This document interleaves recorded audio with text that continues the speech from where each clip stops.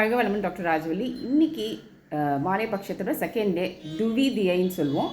துவாதசி வேறு, துவிதியை வேறு. ஸோ செகண்ட் டே துவிதியை. ஸோ துவிதியை அன்றைக்கி நம்ம என்ன பண்ணலாம், என்ன டொனேட் பண்ணலான்னு பார்த்தீங்கன்னா, ஃபிசிக்கலி சேலஞ்ச் பீப்புளுக்கு நம்ம வந்து ஃபுட்டோ இல்லை அவங்களுக்கு வேண்டியது ஏதாவது நம்ம டொனேட் பண்ணால் ரொம்ப நல்லது.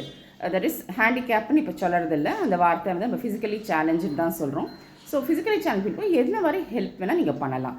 நிறைய பேர் கேட்டிருக்கீங்க, நம்ம சாமிக்கு வந்து படைச்ச சாப்பாடு சாமி கும்பிட்டு அதை தான் donate பண்ணுமான்னு.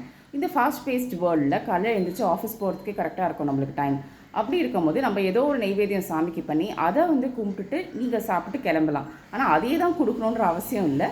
You can buy and give.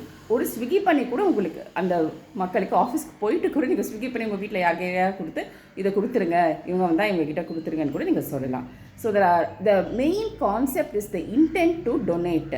So நீங்கள் என்ன கொடுக்குறீங்களோ அந்த பொருளில் வந்து ஒரு டொனேஷன் மாதிரி என்ன மாதிரினா இந்த தாட் டொனேஷன் கொடுக்கணும் ஃபஸ்ட்டு.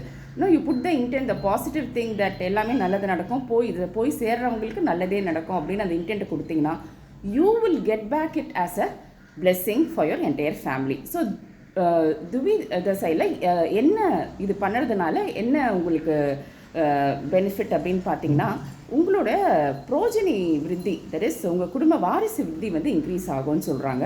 ஸோ இந்த டே செகண்ட் பிரதமைக்கு அடுத்த நாள் செகண்ட் டே செப்டம்பர் 19 வந்து நம்ம இது மாதிரி தானம் கொடுக்கலாம். சரிங்களா? ட்ரை பண்ணி பார்ப்போம். வாழ்க வளமுடன்.